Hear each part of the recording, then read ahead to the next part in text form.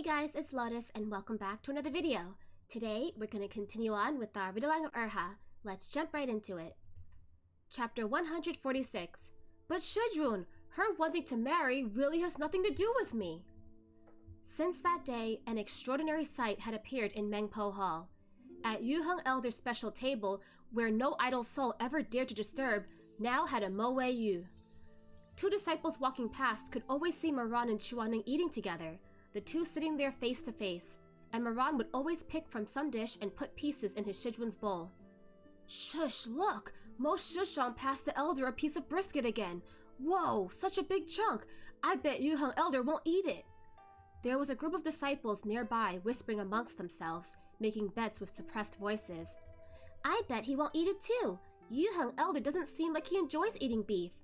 Then I bet he does. After all, he accepted those pigeon eggs from before.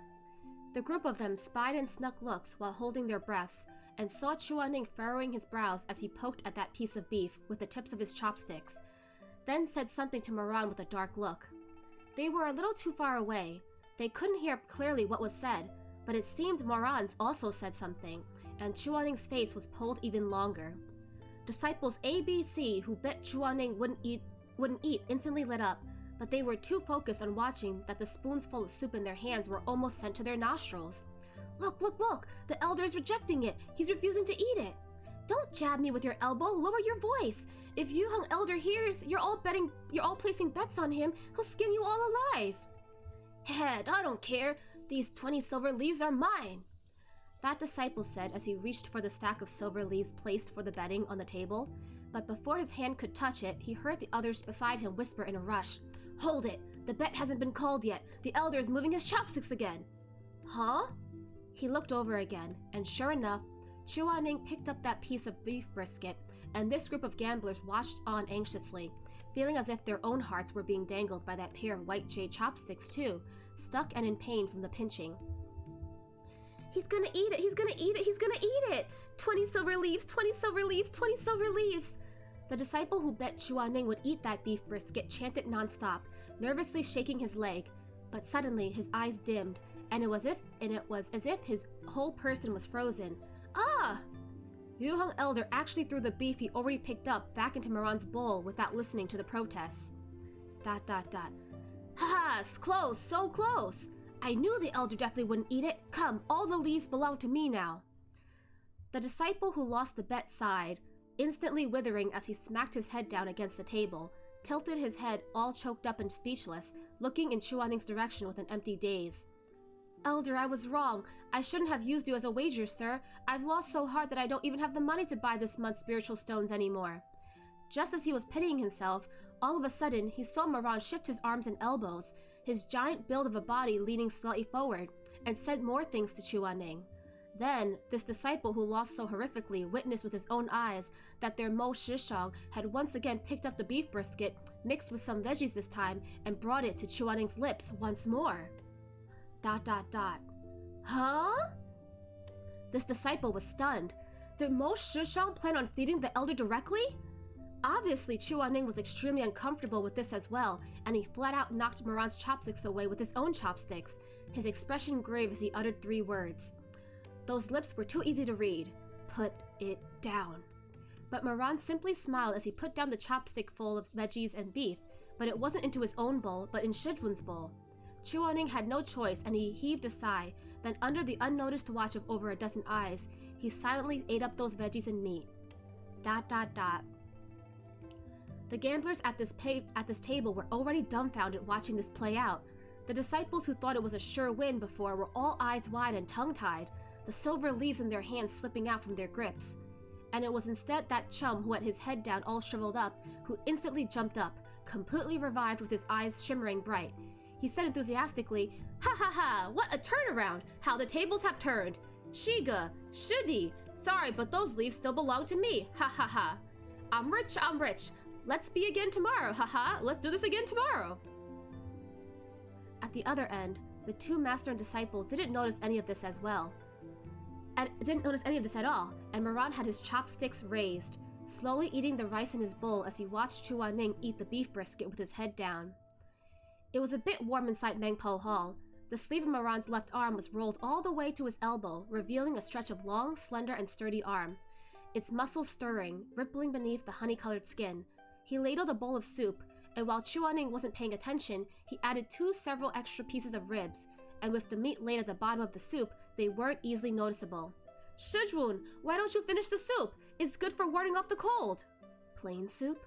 Moran blinked innocently. I think so. I didn't pay attention when I got it. I forgot. Chuaning took a look at the surface of the soup, and there floated the crisp green leaves of baby bok choys looking mighty delicious, so he didn't decline and took the bowl, eating a spoonful. Is it good? Not bad. Then don't waste it, okay? Moran smiled. Eat up. Chuaning gave him a flat look. You have the audacity to talk about me? Don't pick up so many dishes for your meals in the future, making me help you share in the responsibility when you can't finish it all yourself. Haha, okay, then next time I won't take so much. Moran waited until Chuaning nodded before he picked up his own soup bowl. That soup is a bit too hot, so he blew at the surface, and the dispersing steam softened the hardened lines of his face. Hot soup was a magical kind of food. It was clearly only a bowl of boiled water with some meat, vegetables, and seasoning added, yet it could warm a person from the pit of their stomach to the depths of their heart.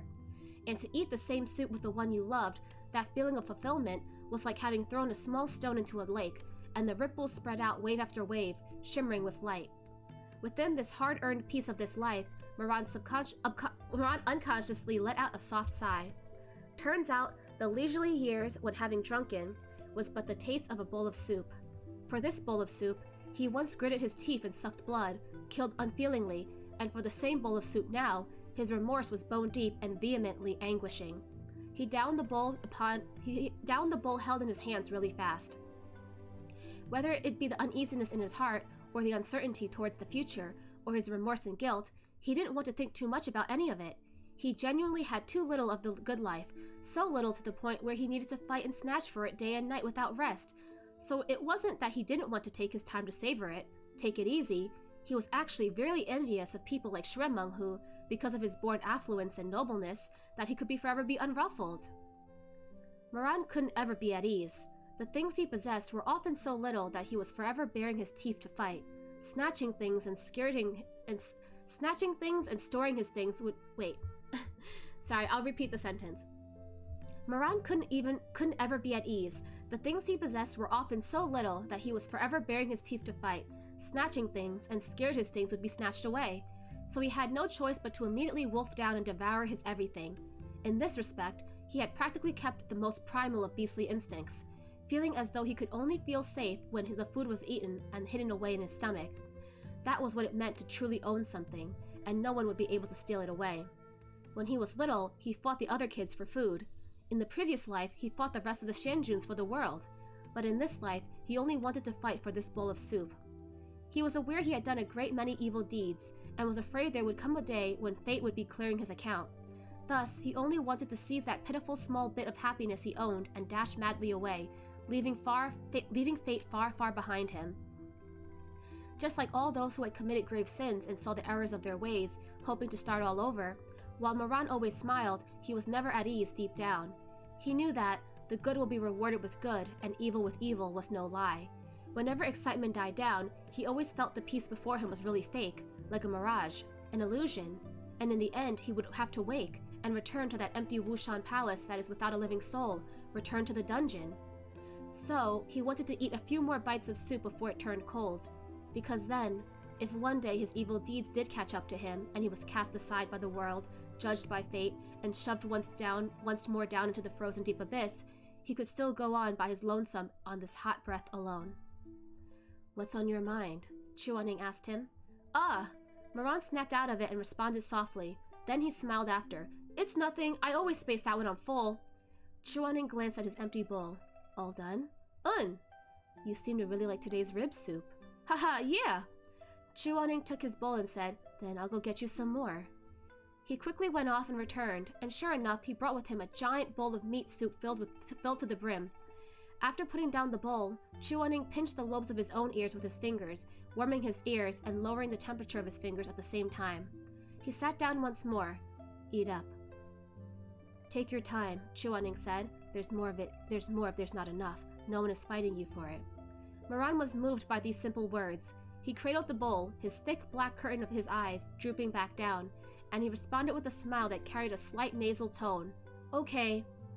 Chuaning didn't know this, but in that instant, it took Moran everything he had in this life not to have shed tears while holding that full bowl of soup, listening to that, "There's more of it if it's not enough. No one is fighting you." Chuaning had left for 5 years. He was tormented with self-blame for 5 years. Then, 5 years later, his Shizun told him, "Take your time." Moran's heart was suddenly in a lot of pain. The closer he became with Chuaning, the sadder he felt. There were in fact many things that if you didn't pay attention, you wouldn't notice the affection behind them. And now, he paid proper attention, and noticed just how tolerant, how warm and kind, how good Chuaning was in treating him. He had actually wrecked such a person in his previous life. What good was he in this life that he'd be able to stay by his side for always? His heart was quivering, painfully struggling.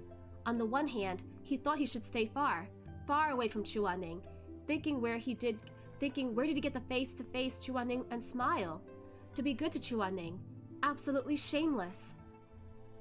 But on the other hand, he was constantly yearning, every second of every day. Was this it?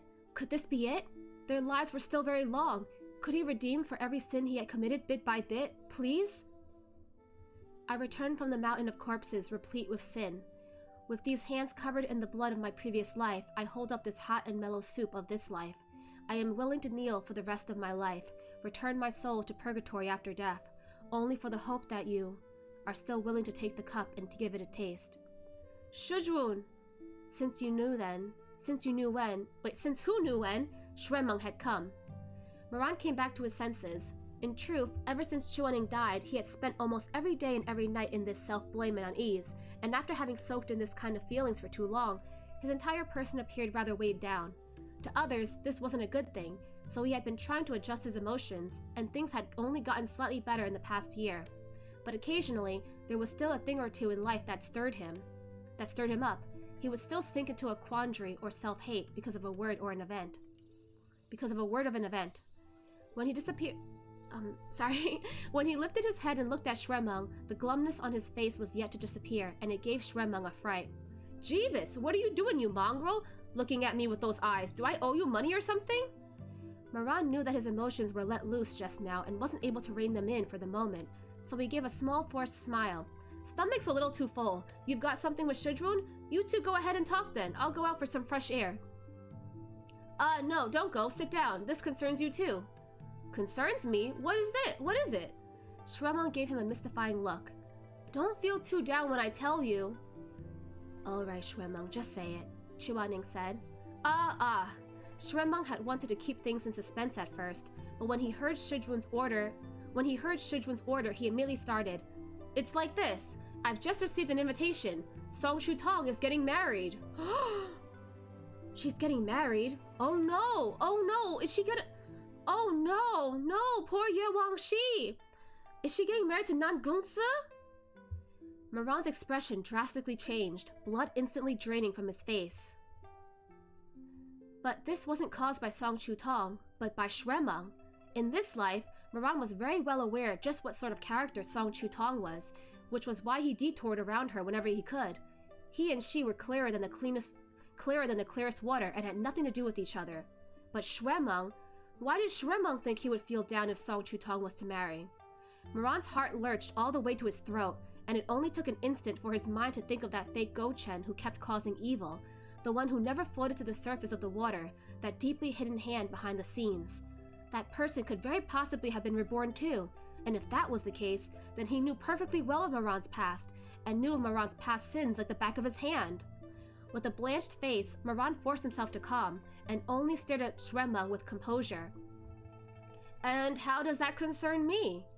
Don't you know yourself? Shuemeng looked a little perplexed.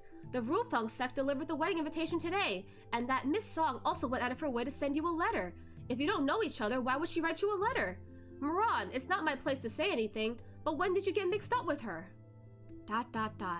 Moran's emotions were raging, hard to restrain, and it felt as if there were thorns on his back. It was a good moment before he replied. Letter to me? Could she have mistaken? Nope.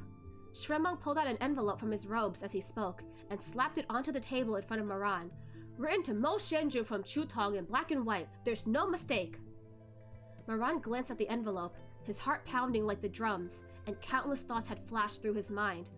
This was indeed Song Chutong's writing, but why would she write him a letter before her grand wedding when in this life they had only met by chance? Shuemeng crossed his arms, looking quite upset. Are you gonna open this when you go back, or open it here we can all look at it together? ... Moran tilted his head and saw Chuaning was also looking at him, his straight, sharp brows slightly furrowed. You opening it? Shuemeng was unbearably angry. He frowned heavily upon men and women messing around, so he was acting somewhat aggressive. If things really were as he suspected, then he wouldn't be able to avoid it no matter what. Moran felt unsteady, his head swimming, even the fingers that reached out were cold. He didn't say anything as he silently took the letter and opened it. Author's notes. Moran, Shizun, have some soup. Moran, Shizun, eat some meat. Moran, Shizun, eat some fish. Moran, Shizun, have some dessert. Moran, Shizun, have some wine.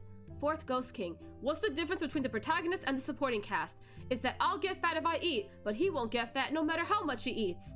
Moran, that's not it. You're fat because you're an orange cat. That has nothing to do with being a protagonist or the supporting cast. Shuemeng, besides, fourth fatty, you're not the supporting cast. You're only an extra. Okay, end of chapter 146. So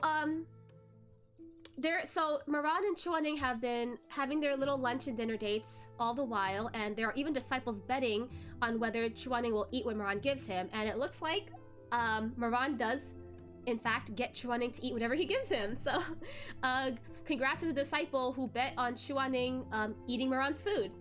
But yeah, they're just sitting and enjoying each other's company when Shuemeng strolls over and hands Moran an envelope saying that Song Chutong has given Moran a wedding invitation to her own wedding. Who is Song Chutong getting married to? I hope it's not Nan Gongsi. I would feel so bad for Ye Wangxi. We haven't heard from him in quite a while, and we know that Ye Wangxi really likes Nan Gongsi. So, Song Chutong, like I said before, please get in line, girly, because he's been taken for a long time already. So, you gotta find someone else. Sorry, but not sorry. Also, why would Song Chutong give a wedding invitation to Moran when they really have nothing to do with each other in this life? Guys, this has to have something to do with the fake Gochen. Why else? I'm pretty sure that Song Chutong is related to the fake Gochen somehow. Maybe she's being used as a puppet or something. But either way, there's no reason for her to invite Moran to her wedding when he was kind of impolite to her the last time they met. They only met maybe once. They only met once formally, and in that time, he was really rude to her. So, it doesn't make sense that she would want him to come. She's definitely working for the fake Gochen. Okay, guys, let's continue on. Chapter 147. Shizun, can we talk this out? Inside the envelope was only a thin sheet of paper with a few very short lines written on it. Moran took a brief look and felt his lurched heart settle. He almost heaved a long sigh of relief inwardly before he realized that cold sweat had already drenched his heavy layered shirt. Shuemeng moved closer for a look too. What the heck? After seeing what it was, his brows furrowed deeply. Why is it about something like this? What else could it be about? Didn't I say I don't know her that well? After relaxing, Moran let out a real chuckle and put the letter on the table. You made it sound so fishy. I actually fell for it. Turns out, in the years that Moran had roamed the land, he slayed plenty of evils of grave renown, and one of them was a carp spirit that had caused disasters at Lake Yunmeng for many years. Because it possessed strong spiritual powers and the place was remote, the many cultivators who went to fight it all ended up becoming bones it used to decorate his cave. While it was said Lake Yunmeng was a place where the essence of evil permeated and it was extremely easy for monsters to cultivate into a spirit, a carp wasn't a creature known for its aggression after all, so on that basis, the spirit born from this cultivation shouldn't be that strong in its murderous nature. Moran battled with it in over 80 rounds and finally killed it with Jengui. He sliced open its stomach and finally discovered the truth. That carp spirit had an invigoration crystal in its stomach, Moran said with a smile. This crystal was formed by the brilliant essence of the moon of 1,000 years, a spiritual stone of the highest grade. It's considered the best of choice for forging weapons or cultivating the spiritual core. What does a butterfly-boned beauty feast like her want it for? Chuaning asked. She said she wanted to ask it for her husband. Her husband has got a spiritual core with an attribute of fire, and he's been training too impatiently in these past years that he can be in the danger of chi deviation. which is why she wants to buy the invigoration crystal from me to bring it to him as part of her dowry, and help her husband suppress the essence of evil. Shremmong nodded, hearing this. Spending 1,000 gold if only for the peace of her husband? That's 1 in a million. Moran laughed at this. Where'd you think she'd get the money? Doesn't she still have to ask for it from the Rufeng sect in the end? She's so beautiful looking. If she says a few words using her soft voice, her soft speech, how many of those Shishongs and Shidis can reject her? Will you be able to do it if it were you? Shremmong instantly glared. Don't say it like I'm so perverted. So she wants to buy a spiritual crystal that Moran had obtained from slaying a carp demon. But Moran, it was such a priceless crystal. You probably should hold on to that because you never know if maybe like Shizun will need it later. I don't think you should sell it. You did fight fair and square for it after all. Please don't give it to her. Don't get mad. I was only giving an example. Moran said as he returned this letter to Shremmong. At Shishong Peak, if letters weren't responded to, they were usually kept in the sealed chest at the library. Moran said, "File it." Shremmong blinked. "File it? Don't file it. You can burn it too if you want." "No, but..." Shremmong was a little anxious now. "It's her grand wedding. She's asking you for a spiritual stone and not for nothing. She already said she'll pay any price, and she sounded fairly sincere, so why won't you sell it?" "It's not that I don't want to sell it. I have no use for it anyway, but I already gave it to you." "Oh, is it the stone that he gave to Shremmong for his sword?" Gave it to me?" "Yeah." Moran laughed and pointed at the Longcheng sword hanging off of Shremmong's waist. "Oh, that's so sweet. What a good older cousin. What a good gaga. Oh my gosh. Okay. Yeah. Didn't I pass you a crystal a few years ago and told Uncle to forge you Longcheng? The Longcheng today is very different from the past. You wield it well, almost no different than you did the Shenwu, and you've got that carp spirit to thank." Shremmong's mouth was hanging open, and he couldn't speak for the longest time. ... He only knew that Moran had obtained a gem while roaming the world, but he had never cared where that gem came from. There was always that bit of resentment he choked back towards Moran, and it didn't matter whether the man was bad or turned good. He had always retained that sliver of indignance, that sliver of contempt. So, when Papa said the gem Moran gave him could upgrade Longcheng, despite the gratitude, he also felt quite aggrieved, thinking that he'd received something good from his rival for no apparent reason, so he didn't want to ask about it at all, letting his dad take Longcheng to Tashwet Palace for refinement directly. Yet, what he didn't expect was what Moran gave him was actually a priceless invigoration crystal. All of a sudden, Shremmong felt even more complicated and couldn't quite say what it was he was feeling. It took a long while before he squeezed out an insipid, "Thanks." "You're welcome, it's fine." Moran waved with a smile. "I just happened to have it at the time." Shremmong's face scrunched up even more after that, and he rebutted stubbornly. "I wasn't thanking you. I was thanking that dead carp spirit." "Ha ha ha! Then don't eat carp anymore to accumulate some merits for your savior, yeah?" They laughed around for a bit. Then something suddenly hit Moran, and his dimples deepened. "Oh yeah, I was so bamboozled by you earlier that I forgot to ask. Who is Song Chu-tong marrying again? Such a huge fanfare. She's only a little shumei, but she managed to get the Rufeng sect to send invites? Amazing! Is she joining a marriage alliance with the Bitan sect?" "No. It's not the Bitan sect? I thought that since that old fart of a sect leader looked so pervy, the Rufeng sect gave Song Chu-tong to him. Being such good friends." Moran laughed. "Which clan is it then? To be able to associate with the Rufeng sect and cause such a huge fanfare. It can't be Tashwar Palace, can it? What are you thinking?" Shremmong gave him a glare. "Why did it have to be a marriage alliance?" Moran blinked, and his smile froze. "Who else can she marry then?" "Nan Gongzi, duh! Did you forget? This wild horse of a Gongzi of the Rufeng sect had also reached a marriageable age. Song Chu-tong is so beautiful. It's not a losing match for him." He wasn't done grumbling before Moran abruptly stood up and exclaimed in astonishment, "Nan Gongzi? No! Not Nan Gongzi, guys! I was expecting the worst and Meatbun really said, yeah, it's Nan Gongzi. I'm so sorry. I'm so sorry that Nan Gongzi is a dumb dog, just like Moran. Man, Nan Gongzi, okay, you know what? I'm serious. Nan Gongzi only cares about his dog, Nao Bai Jin, right? Who bewitched him? He's obviously been bewitched, okay? He does not care about marriage or relationships. He only cares about his dog, his wolf dog, okay? It does not make sense that he would suddenly get married to Song Chu-tong, okay? Also, You would think that he would maybe not look at her favorably because he paired up with her during the spiritual mountain competition and they lost as a pair. So you would think that he probably thought that she wasn't really up to his level. But now you're telling me that Rufeng sect is letting Song Chutong, an outsider, marry the next sect leader of Rufeng sect? Are you kidding me? Foul play. Guys, there is foul play here. I'm serious. The fake Go-Chen is definitely behind this. Song Chutong is working for the fake Go-Chen. I know it for sure. It has to be. Yamashi, where are you right now? Shuemeng was startled by his reaction. What? Why is she marrying Nan Gongsi? How? It was too shocking. Turbulent waves were surging in Moran's mind, unable to calm for the longest time, and he mumbled under his breath, Nan Gongsi! It was no wonder he had such a reaction. It had been known that during this time in the previous life, Nan Gongsi had already died from grave illness. In the past 5 years, he had focused his mind on the chaos of war and the refugees. He didn't pay any attention at all to the affairs of the prominent sects. The Rufeng sect didn't interact with him very much, so naturally he cared for them even less. It wasn't up until this moment when Shuemeng suddenly announced the imminent wedding of Song Chutong and Nan Gongsi that he realized with a start, this was wrong. Everything was wrong. The fate of this world was changing, and it wasn't just happening to him, but even the seemingly irrelevant Rufeng sect was changing. The one who should have entered the coffin long ago didn't, and instead a funeral turned into a wedding, and the man was instead going to take his empress from the previous life as his wife. This news was a little shocking. He couldn't swallow it and almost choked.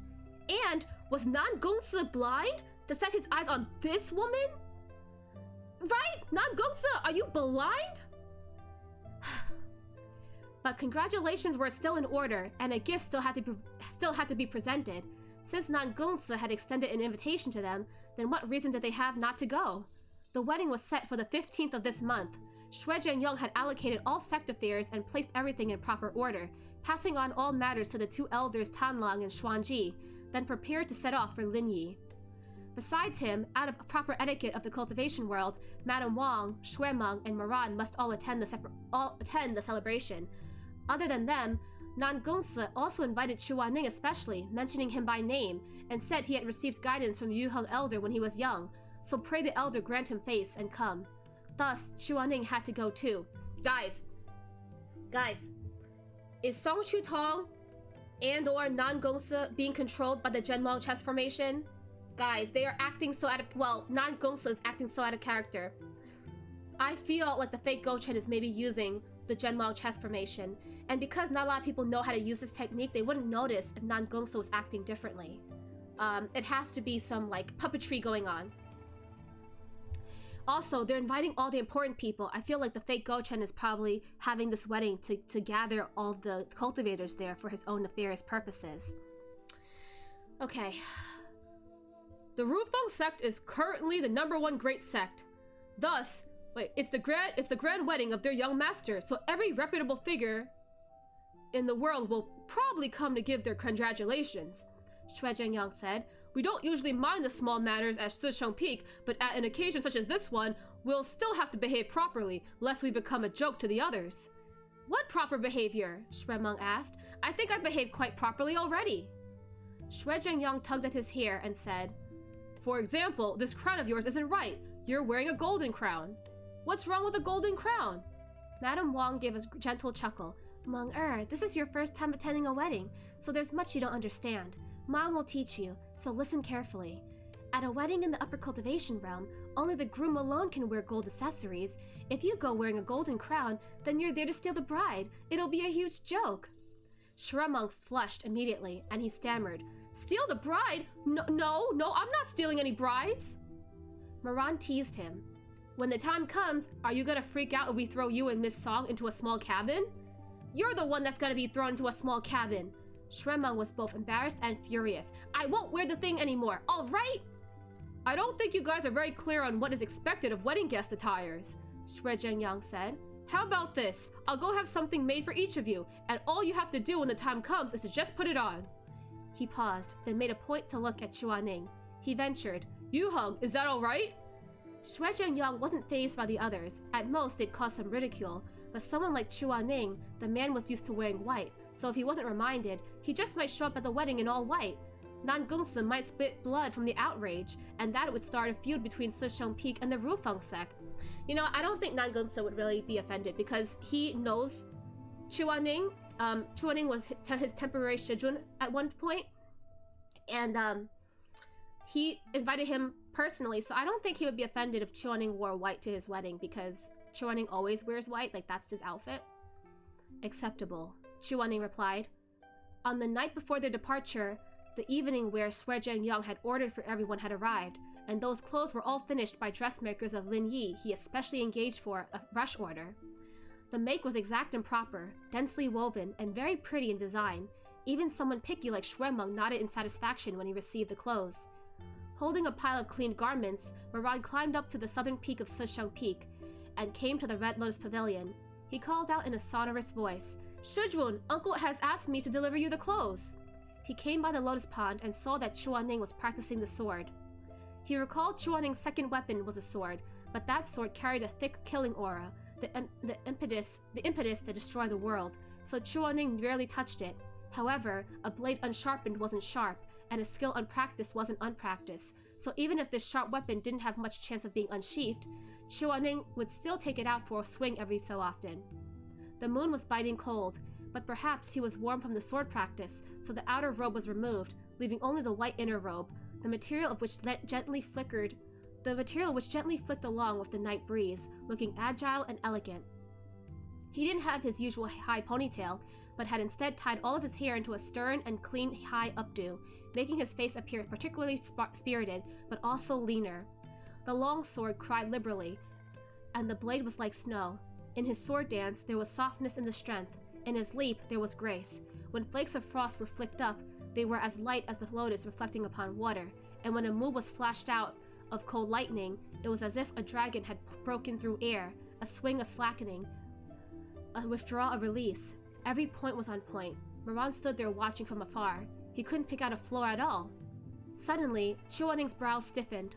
The long sword was pointed towards the center of the lotus pond. The move was swift and fierce, and the waters of the pond was split into two by the aura of the sword, and from the sharpness of that blade, it couldn't close the gap for a long time.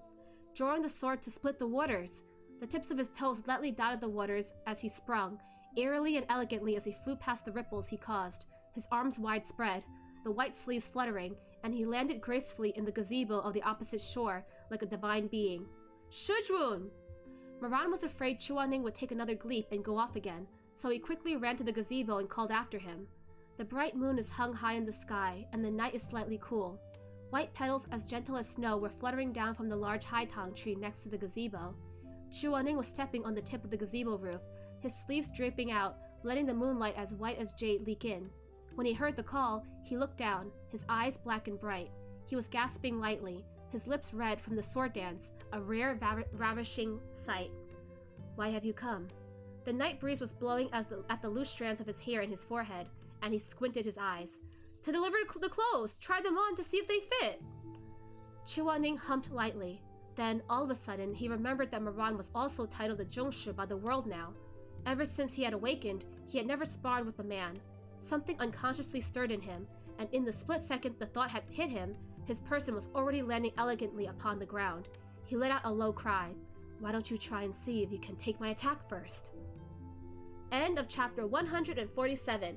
Okay, so, Rynn gets a wedding invitation from Song Chutong, and he opens it and finds out that Song Chutong wants to buy this crystal that he had obtained by killing a spiritual carp. And Rynn is like, well, it's not that I need it or anything, but I already gave it to you, Meng Meng. And so now Meng Meng is really in debt to his older cousin. But yeah, so he's not gonna sell the spiritual stone to Song Chutong, but he's still invited to the wedding. And who is Song Chutong marrying? Who is this Missy marrying? She's marrying the young master of the Rufeng sect, Nan Gongzi, this dumbass dog. I'm so mad.